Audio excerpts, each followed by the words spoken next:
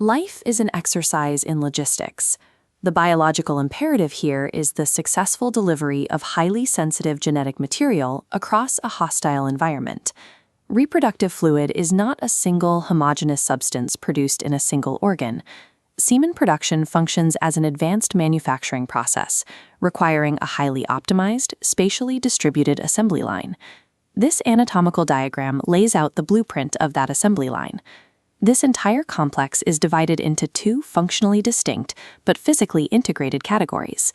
The first is a continuous ductal transport pathway designed for directional flow.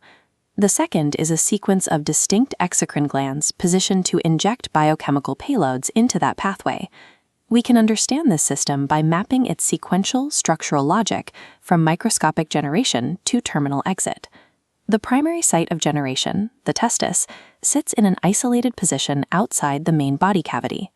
The organ uses extreme internal compartmentalization, specifically these wedge-shaped testicular lobules. These packed lobules are the microscopic sites of spermatogenesis, the mass production of gametes. This creates an anatomical challenge, collecting output from millions of microscopic tubules into a single channel. These tubules converge into a centralized meshwork known as the rete testis. The flow then moves out of the primary organ via the vasa efferentia. These ducts lead into the massive, highly coiled structure resting atop the testis, the epididymis. Newly formed gametes are non-motile. They require the environment of this tightly coiled holding area to chemically mature and gain the ability to swim. The structural design of this lower zone resolves the physical problem of funneling mass microscopic generation into a single, unified staging ground.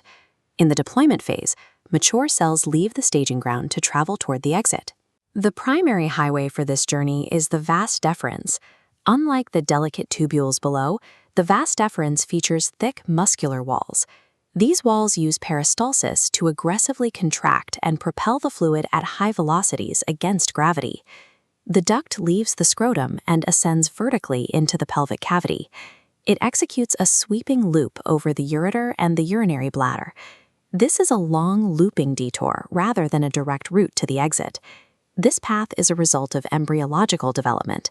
The testes originate in the abdomen and descend, pulling the duct with them over existing structures like the ureter. This looping architecture positions the duct precisely behind the bladder, aligning it for glandular integration.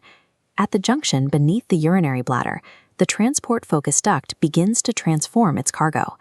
The first major accessory structure at the end of the loop is the seminal vesicle. It injects a high-fructose fluid that serves as the primary energy source for the gamete's journey. As the duct moves downward, it is enveloped by the chestnut-shaped prostate gland. The gametes will soon enter the highly acidic, defensive environment of the female vaginal tract. The prostate contributes a large payload of alkaline fluid designed to neutralize that acidic environment and ensure gamete survival. Just below the prostate are the final, smallest contributors, the paired bulbourethral glands. These glands secrete a lubricating mucus that swiftly clears the terminal pathway ahead of the main fluid payload. The final biochemical formulation of semen depends entirely on this strict, sequential spatial arrangement. The fully formulated fluid now enters the final stage of the anatomical journey. Inside the prostate, the reproductive duct physically merges with the exit route from the urinary bladder. This merger creates the terminal biological highway, the urethra. This is urogenital convergence, where the urinary and reproductive systems share a final singular exit tract. This shared pathway contrasts with the isolated compartmentalization seen at the site of production. Protective features at the terminal end, including the prepuce, shield the sensitive exit point.